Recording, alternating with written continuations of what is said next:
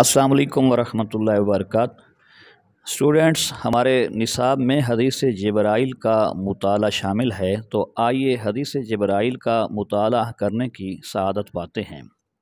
بسم اللہ الرحمن الرحیم۔ عن عمر بن الخطاب رضی اللہ تعالی عنہ، حضرت عمر بن الخطاب رضی اللہ تعالی عنہ سے روایت ہے، قال، آپ نے فرمایا، بینما نحن، جب ہم تھے، جلوسن بیٹھے ہوئے، عند رسول اللہ صلی اللہ علیہ وآلہ وسلم، اللہ کے رسول صلی اللہ علیہ وآلہ وسلم کے پاس۔ جلوس کا لغوی مطلب ہوتا ہے بیٹھنا، جلس یجلس جلوسن، اسی سے مجلس ہے، یعنی بیٹھنا۔ تو جب ہم بیٹھے ہوئے تھے اللہ کے رسول صلی اللہ علیہ وآلہ وسلم کے پاس، ذات یومن، ایک دن، اذ طلع علینا، تو اس وقت نمودار ہوا، طلوع ہوا ہم پہ، سامنے آیا ہمارے، رجل، ایک ایسا شخص، شدید و بیاض الثیاب، جس کے انتہائی سفید کپڑے تھے۔ شدید کا مطلب انتہائی سخت، بیاض سفیدی کو کہتے ہیں، الثیاب الثوب کی جمع بمعنی کپڑے، شدید و سواد الشعر، انتہائی سیاہ بالوں والا، سواد کہتے ہیں سیاہی کو، الشعر بال، لا یرا علیہ، نہ دکھائی دیتے تھے اس پر، نہ دکھائی دیا اس پر، اثر و سفر، سفر کی کوئی علامت، یعنی اس پر سفر کے آثار دکھائی نہیں دیتے تھے، یعنی اس کی پوزیشن یہ تھی، وہ شخص ان نون تھا، ناواقف تھا، کپڑے اس کے انتہائی سفید تھے، اور چونکہ انتہائی سفید کپڑے بہت خوبصورت ہوتے ہیں، ہزار لوگوں کا مجمع ہو اور انتہائی مہنگا جوڑا ہر ایک نے پہنا ہوا ہو، اور اس میں ایک شخص وائٹ کلر کے کپڑوں میں ملبوس کھڑا ہو، تو ہزار میں سے بھی ڈیفرنٹ اور یونیک نظر آئے گا۔ اور انتہائی سیاہ بال، یہ بھی خوبصورتی کی علامت ہے، تو اس پر سفر کے آثار نہیں دکھائی دیتے تھے، ولا یعرفہ منا، اور ہم میں سے اسے کوئی پہچانتا ہی نہیں تھا، ہم میں سے کسی کو اس کا تعارف نہیں تھا۔ اب یہ پچھلے جملے کی سمجھ آئی کہ سفر کے آثار نہیں دکھائی دیتے تھے، تو یہ ضرورت کیوں پیش آئی یہ بات کرنے کی؟ اس کی وجہ یہ ہے، ولا یعرفہ منا احد، ہم میں سے کوئی اسے پہچانتا نہیں تھا، یعنی بندہ مسافر تھا، وہاں کا ہوتا تو ہمیں پتہ ہوتا، تعارف ہوتا، چونکہ جہاں ایک چاک میں، ایک محلے میں لوگ رہ رہے ہوتے ہیں، ایک گاؤں میں، تو ایک دوسرے کو پہچانتے ہوتے ہیں، تو ہم میں سے اسے کوئی جانتا نہیں تھا، اٹ مینس کہ وہ مسافر تھا، باہر کا آدمی تھا، تو باہر کا تھا تو پھر سفر کے آثار نہیں دکھائی دیتے تھے، کپڑے بھی صاف ستھرے، بال بھی صاف ستھرے، چونکہ اس دور کی بات ہو رہی ہے، رسول اللہ صلی اللہ علیہ وآلہ وسلم کے دور کی، جب اس طرح کوئی سفر نہیں ہوتا تھا کہ باہر سے کوئی آئے اور اس پر سفر کے آثار دکھائی نہ دیں، یا اس پہ گرد و غبار نہ ہو۔ ظاہر ہے کہ اونٹوں کا، گھوڑوں کا، خچروں کا سفر تھا، تو جب ایسا سفر کوئی طے کر کے آتا ہے تو ضرور اس کے چہرے، اس کے وجود پہ، یا اس کے لباس پر، یا اس جو ہیں وہ آثار دکھائی دیتے ہیں، اور اس کا چہرہ بھی بتلاتا ہے کہ بندہ سفر کر کے گرد و غبار نظر آتا ہے، یا تھکاوٹ نظر آتی ہے بہرحال۔ تو یہ اس لیے فرما دیا کہ بندہ مسافر تھا، ہم میں سے کوئی پہچانتا نہیں تھا، لیکن سفر کے آثار بھی نہیں دکھائی دیتے تھے، حتیٰ جلس، یہاں تک کہ وہ بیٹھ گیا، الی النبی صلی اللہ علیہ وآلہ وسلم، اللہ کے نبی علیہ الصلاۃ والتسلیم کے پاس، فاسند رکبتیہ، اس نے اپنے دونوں گھٹنے ملا دیے، فاسند ٹیک دیے، ملا دیے، رکبتیہ اپنے دونوں گھٹنے، الی رکبتیہ اللہ کے نبی کے گھٹنوں کے ساتھ۔ یہ دو بار رکبتیہ ہے، پہلا رکبتیہ ہے آنے والے کے، اور دوسری بار جو رکبتیہ ہے، یہ اس سے مراد حضور علیہ الصلاۃ والتسلیم کے گھٹنے مبارکہ، ان آپ صلی اللہ علیہ وآلہ وسلم کے مبارک گھٹنوں کی بات ہو رہی ہے۔ فاسند رکبتیہ الی رکبتیہ، پس اس نے اپنے دونوں گھٹنے، یعنی آنے والے نے اپنے دونوں گھٹنے نبی کریم صلی اللہ علیہ وآلہ وسلم کے گھٹنوں کے ساتھ ملا دیے، ووضع کفیہ، اور اپنے کف رکھ دیے، کف ہتھیلیوں کو کہتے ہیں، اور یہ جو ہم قمیض پہنتے ہیں اور جو ہمارے بازو ہوتے ہیں قمیض کے اور آگے جو ہتھیلیوں تک کپڑا ہوتا ہے جہاں بٹن بند کرتے ہیں تو اس کو بھی کف کہتے ہیں۔ اگرچہ کف تو عربی میں ہتھیلی کو کہتے ہیں، تو یہ کپڑا چونکہ ہتھیلی کے ساتھ لگا ہوتا ہے، ہتھیلی کے ساتھ تک پہنچا ہوتا ہے متصل، تو اس وجہ سے کپڑے کے اس حصے کو بھی کفیں کہتے ہیں۔ کفئی ہے تثنیہ کا صیغہ ہے، اس نے اپنی دونوں ہتھیلیاں رکھ دیں، وہ آنے والے نے کہاں رکھی؟ علی فخذیہ، اپنی دونوں رانوں پر، یعنی اس کی بیٹھنے کی حالت یہ بن گئی جس طرح کوئی شخص نماز کے اندر تشہد پڑھنے کے لیے، التحیات پڑھنے کے لیے بیٹھتا ہے، تو التحیات پڑھنے جیسی اس نے حالت بنا لی، بیٹھ گیا، اور اس طرح بیٹھ کے وقال، اور اس نے عرض کیا اس شخص نے، یا محمد، اے صلی اللہ علیہ وآلہ وسلم، اے محمد صلی اللہ علیہ وآلہ وسلم، اخبرنی عن الاسلام، مجھے خبر دیجئے اسلام کے بارے میں۔ اخبرنی، مجھے خبر دیجئے، عن کا مطلب سے بارے، الاسلام، اسلام کے، مجھے اسلام کے بارے میں خبر دیجئے۔ یہ سوالی بن کے آیا، شخص ان نون پرسن ہے، بیٹھ گیا ہے، سوال کر رہا ہے۔ پہلا سوال اس کا یہ تھا کہ مجھے اسلام کے بارے میں بتلائیے۔ فقال رسول اللہ صلی اللہ علیہ وآلہ وسلم، تو اللہ کے رسول صلی اللہ علیہ وآلہ وسلم نے ارشاد فرمایا، الاسلام، و اسلام یہ ہے، ان تشہد، کہ تو گواہی دے، اللہ الہ الا اللہ، کہ اللہ کے سوا کوئی عبادت کے لائق نہیں، وان محمد الرسول اللہ، اور یہ کہ حضرت محمد صلی اللہ علیہ وآلہ وسلم اللہ کے رسول ہیں۔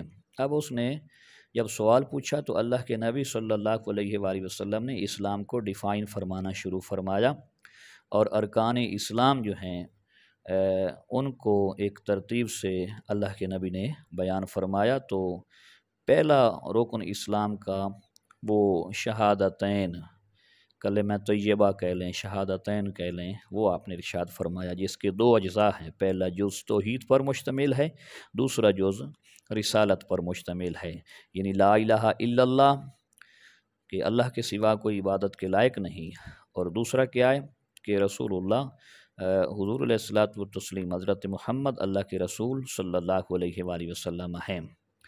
پھر دوسرا رکن ارشاد فرمایا، وَتُقِیمَ الصَّلَاۃَ، اور تو نماز قائم کرے۔ گزشتہ احادیث مبارکہ میں آپ پڑھ چکے ہیں ارکان اسلام کے بارے میں، اور اس کی ایک ضرورت کی توضیح بھی ہو چکی ہے، تو یہاں ترجمے پہ اکتفا اور انتہائی اختصار کے ساتھ میں چند گزارشات پیش کیے دیتا ہوں۔ اور نماز قائم کرے، وَتُؤْتِ الزَّکَاۃَ، اور تو زکوٰۃ ادا کرے، تیسرا رکن ہو گیا۔ وَتَصُومَ رمضان، اور تو رمضان شریف کے روزے رکھے۔ وَتَحُجَّ الْبَیْتَ، اور تو بیت اللہ کا حج کرے، یعنی خانہ کعبہ کا حج کرے۔ ان استطعت الیہ سبیلا، اگر تو اس کی طرف جانے کی استطاعت رکھتا ہو۔ استطاعت سے کیا مراد ہے یہ آپ پڑھ بھی چکے ہیں، یاد دہانی کے لیے۔ استطاعت سے مراد یہ ہے کہ آنے جانے کا اس کا اپنا زادرہ اخراجات بھی ہوں، اور جانے سے لے کر واپسی آنے تک اس کے اہل و عیال، بیوی بچوں کے لیے وہ ضرورت کی اشیاء، ضروریات کی چیزیں وہ ساری پوری ہوں، اور وہ صحت مند بھی ہو، رستہ بھی ٹھیک ہو، جا بھی سکتا ہو، یعنی اسلامک پوائنٹ آف ویو سے افورڈ کرتا ہو۔ قال، تو اس شخص نے کہا جس نے سوال کیا تھا، صدقتا، کہ تو نے سچ فرمایا، یعنی اے اللہ کے نبی آپ نے سچ فرمایا۔ فعجبنا لہ، تو حضرت عمر فرماتے ہیں کہ ہمیں بڑا تعجب ہوا، ہمیں بڑی حیرانی ہوئی۔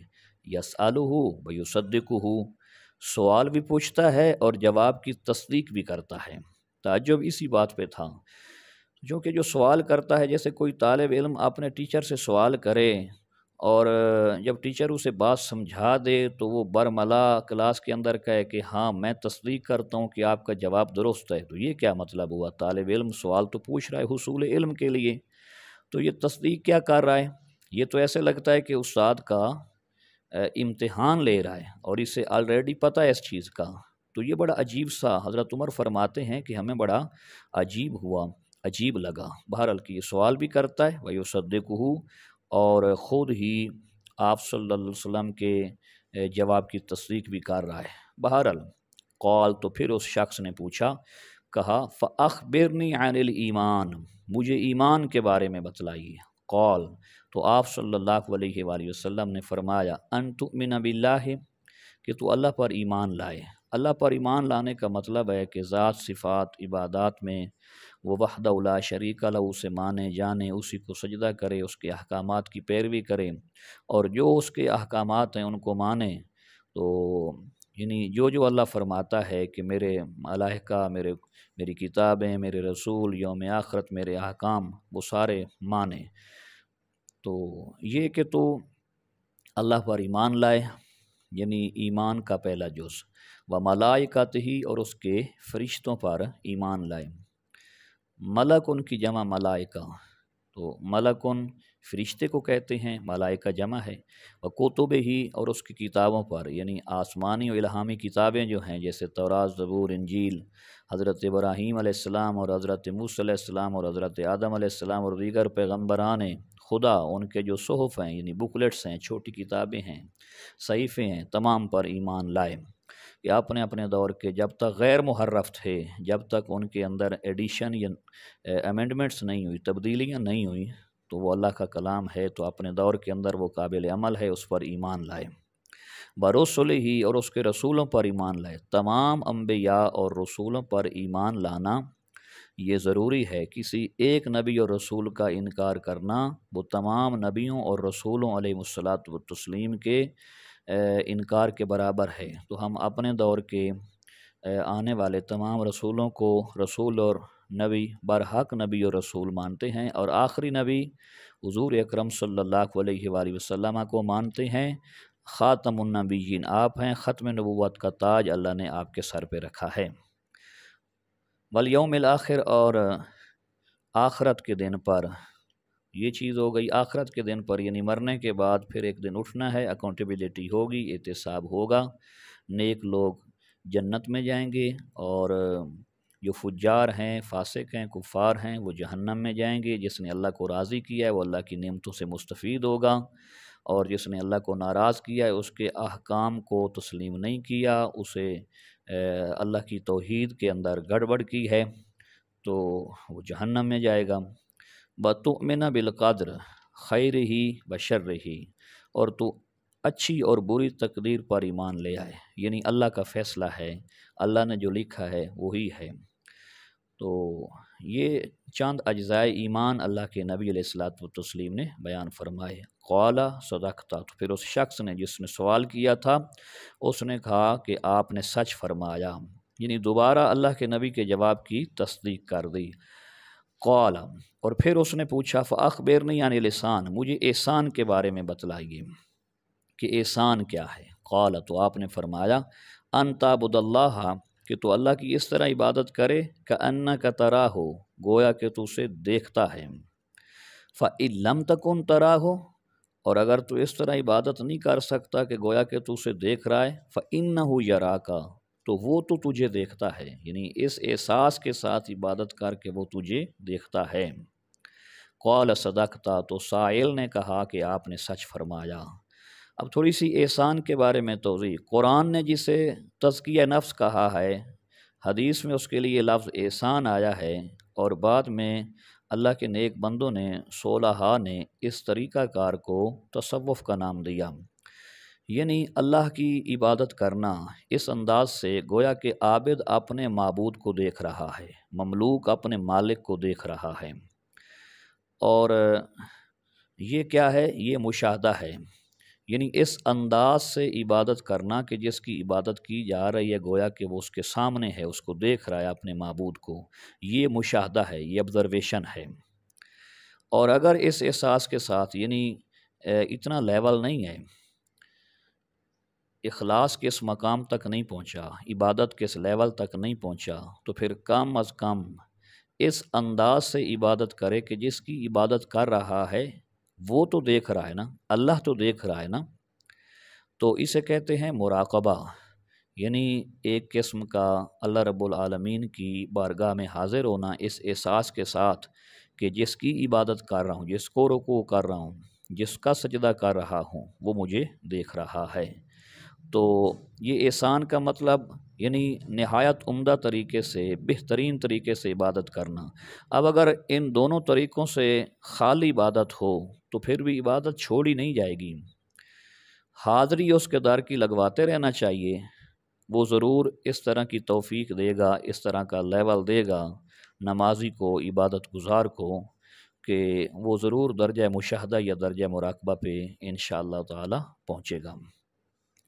قال صدقتا، تو پھر اس نے کہا کہ آپ نے سچ فرمایا، یعنی احسان کا یہاں پہ غلط فہمی ہوتی ہے عزیز طلبہ۔ احسان کا مطلب یہاں پہ وہ احسان نہیں ہے کہ جو ہم ایک دوسرے پہ کرتے رہتے ہیں اور کہتے ہیں کہ جی آپ کا احسان ہے، آپ میرے محسن ہیں، یہ نہیں ہے۔ احسان کا معنی سمجھ گئے کہ یہاں حدیث جبرائیل کی روشنی میں احسان کیا ہے، تو وہ آپ سمجھ گئے۔ قال، تو پھر اس شخص نے کہا فاخبرنی عن الساعہ، مجھے قیامت کے بارے میں بتائیے۔ الساعہ ویسے گھڑی کو کہتے ہیں، مجھے اس قیامت کی گھڑی کے بارے میں یا قیامت کے بارے میں بتلائیے۔ قال، تو آپ صلی اللہ علیہ وآلہ وسلم نے ارشاد فرمایا المسئول عنہا بعالم من السائل، المسئول جس سے سوال کیا گیا ہے، جس سے پوچھا گیا ہے، عنہا جس بارے میں، بعالم من السائل، یہاں پہ نا قال کے بعد جو میرے سامنے کتاب ہے اس میں پرنٹنگ مسٹیک ہے، یہاں پہ میم زبر الف ما آنا چاہیے حدیث میں۔ تو مل مسئول عنہا، نہیں جانتا مسئول بعالم من السائل، زیادہ سائل سے، یعنی جس سے پوچھا گیا ہے وہ پوچھنے والے سے زیادہ نہیں جانتا۔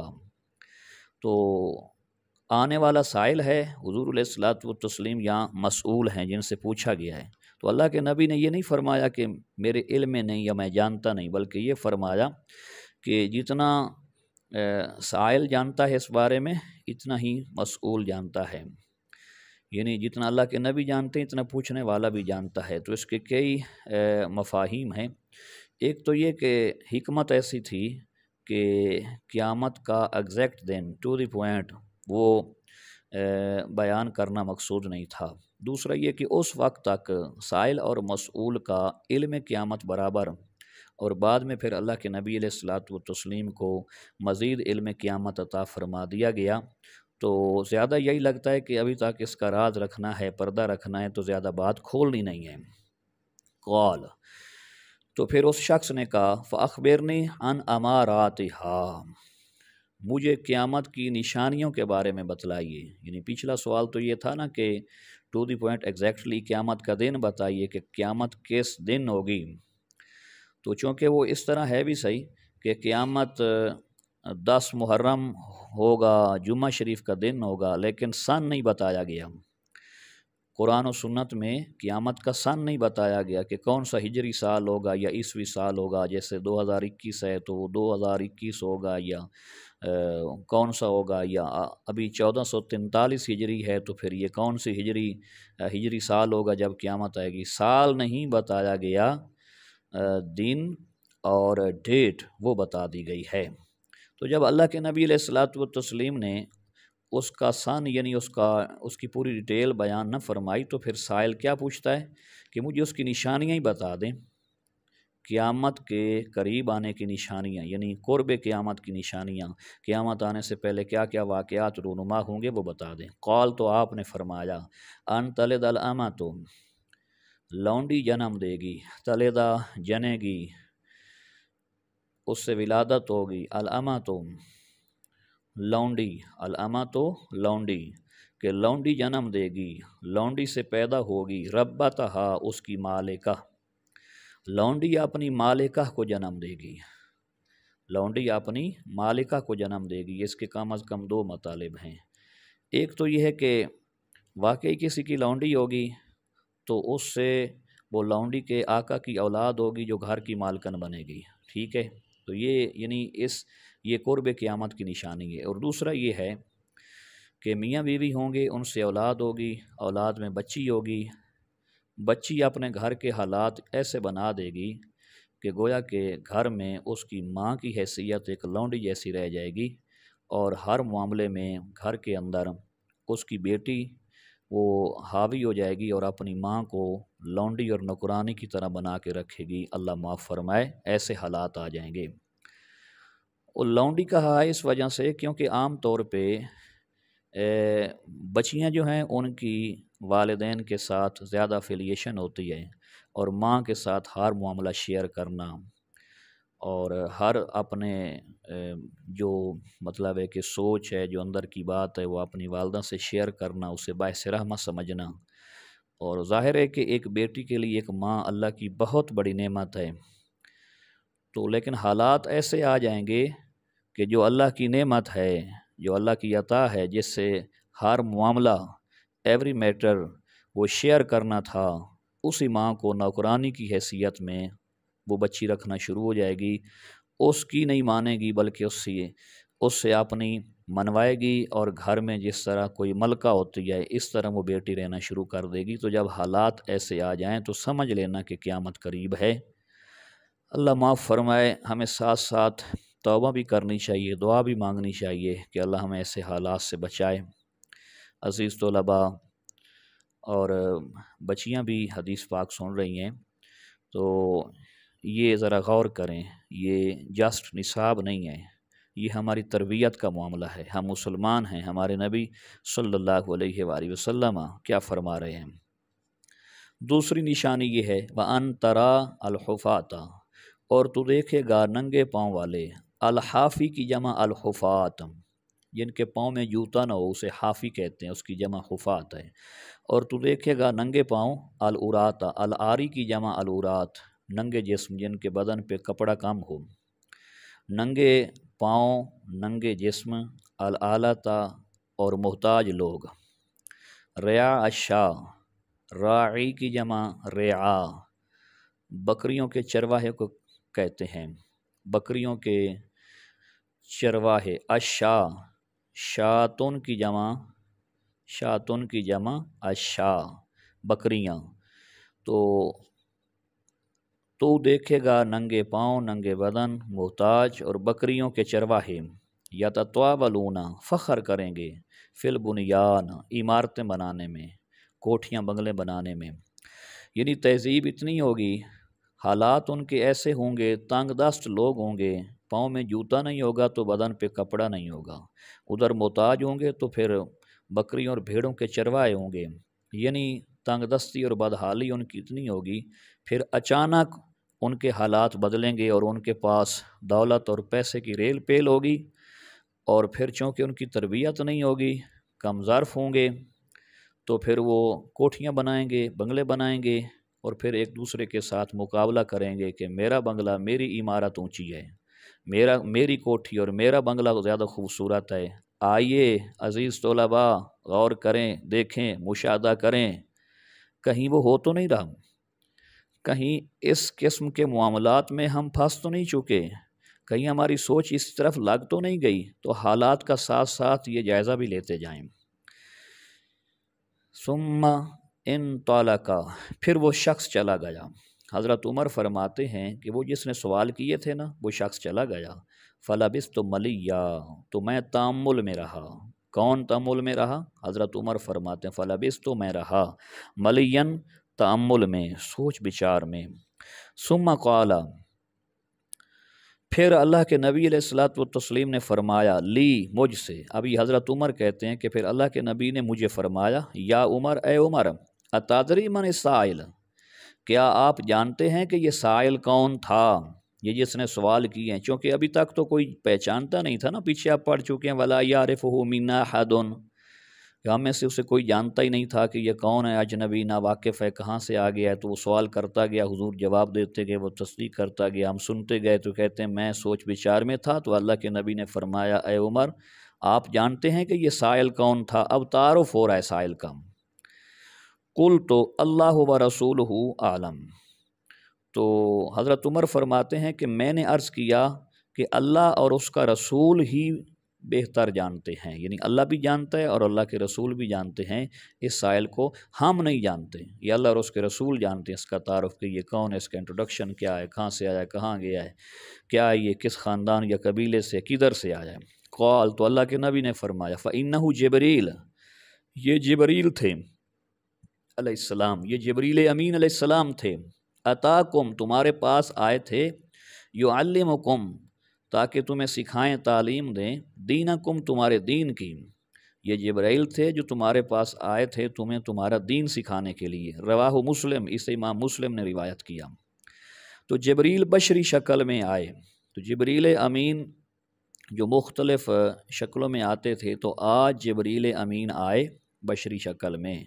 और जिब्रील अमीन हज़रत दिहया कल्बी की शक्ल में आया करते थे। जब बशरी रूप में आते थे तो अल्लाह की तौफीक से, यानी एक नूरी हकीकत रखने वाले जिब्रील अमीन नूर से बने। अल्लाह ने उन्हें नूर से तख्लीक फरमाया, यानी नूर का तख्लीक फरमाया। तो बशरी रंग रूप में, बशरी पैकर में जब आते थे तो ऐसे भी होता था। तो आए तुम्हें तुम्हारा दीन सिखाने के लिए। अब बशरी शक्ल इसलिए इख्तियार की क्योंकि वो इंसानों के मजमे में आना था। तो तुम्हें तुम्हारा दीन सिखाने के लिए आए, क्या मतलब? यानी हुजूर की बारगाह में आए, सवाल पूछे, हुजूर ने जवाब दिए, सहाबा के मजमे ने सुने। इसलिए हुजूर फरमा रहे हैं कि तुम्हें तुम्हारा दीन सिखाने के लिए आए। अज़ीज़ तलबा तालिबात, असल में ये होता है कि सवाल उठाया जाए तो ज़हन बेदार होते हैं। सवाल उठाया जाए तो सामे चौकन्ना होता है कि सवाल का जवाब क्या है। क्यूरियस हो जाता है, मुतजस्सिस होता है कि सवाल का जवाब क्या है। तो ये सवालन जवाबन जो तालीम है, ये भी एक मेथड है, टीचिंग मेथड, सवालन जवाबन। इससे कुदरती तौर पे ज़हन बेदार रहते हैं, तजस्सुस पैदा होता है।